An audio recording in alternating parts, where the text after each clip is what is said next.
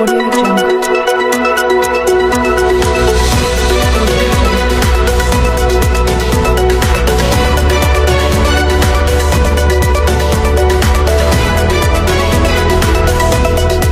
Komite Pengawas Perpajakan mendengar aspirasi masyarakat Surabaya dalam acara yang diadakan di GKB Auditorium Chandra di Muka, IT, 9 Kampus C Universitas Airlangga Surabaya Kamis, tanggal 13 April tahun 2023.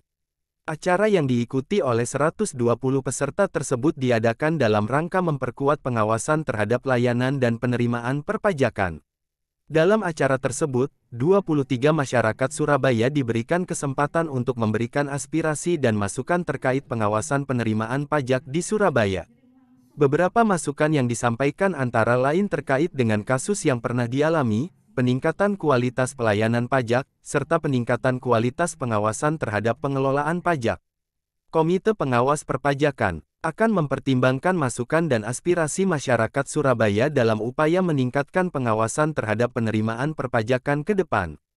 Selain itu, Komite Pengawas Perpajakan juga akan terus melakukan koordinasi dengan pihak terkait untuk memperkuat pengawasan terhadap penerimaan perpajakan. Dan Wakil Ketua Komisi Pengawasan Perpajakan, Zainal Arifin Mohtar saat ditemui awak media menyampaikan. Juga yang ini kira-kira yang lebih bersifat lokal gitu. Ya, itu yang sedang kami susun.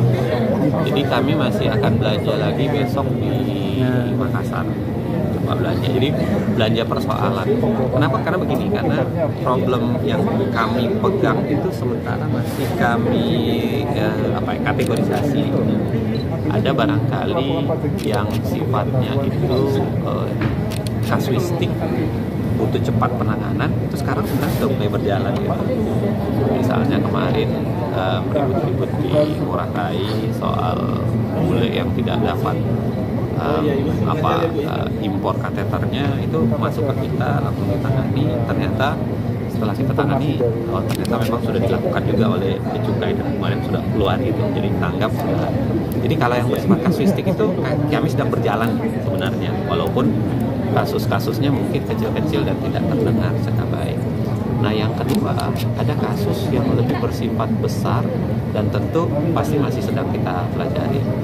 Ibu Menteri sendiri juga bicara soal tolong dibantuin di kasus 349 itu. Kita juga sedang baca, kita sedang analisis, kita sedang detailkan. Tapi kan tidak bisa sesederhana langsung keluar dengan catatannya. Misalnya kemarin kan pernyataan Pak Mahfud sendiri kan menarik itu ketika dia mengatakan bahwa sudah ditindaklanjuti oleh Kementerian Keuangan, tapi kan belum berarti selesai CPBU-nya.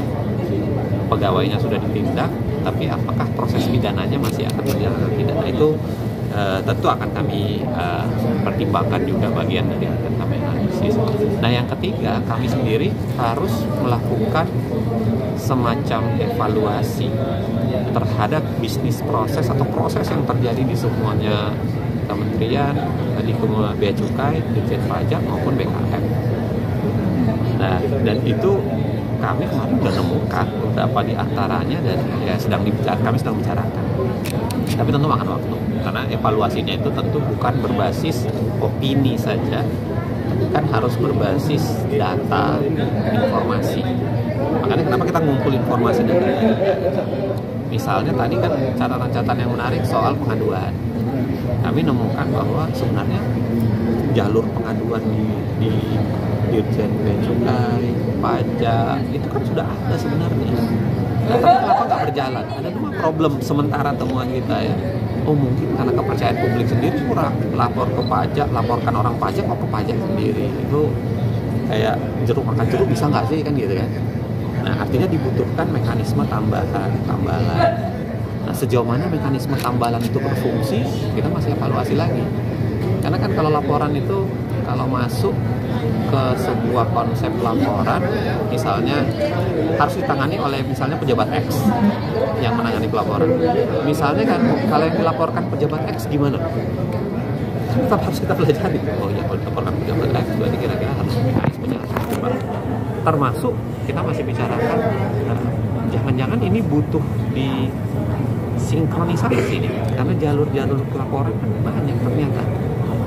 ada jalur pelaporan lewat Kompas, ada langsung di Ditjen Bea Cukai, ada langsung ada di perpajakan, ada inspektorat gitu. Nah, jangan-jangan harus disinkronisasi, dan sinkronisasi itu kan mempermudah untuk pelacakan yang tadi dikatakan oleh teman-teman kan, pelacakan laporannya sampai di mana. Kalau disinkronisasi kan mungkin akan lebih mudah dilakukan pelacakan. Nah, artinya ya anak usia 1 minggu 2 minggu disuruh lari cepat ya pasti coba ya. Dan mungkin tahapan-tahapan awal ini ya kami bisa tadi belanja persoalan, belanja informasi, karena sebagian yang disampaikan ini kita udah dengarkan juga.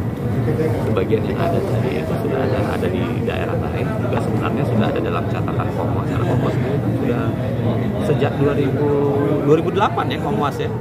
2008 ya Komwas sebenarnya 2008 tapi 2010 yang aturannya kan. Jadi 2010 2013 itu sudah lama.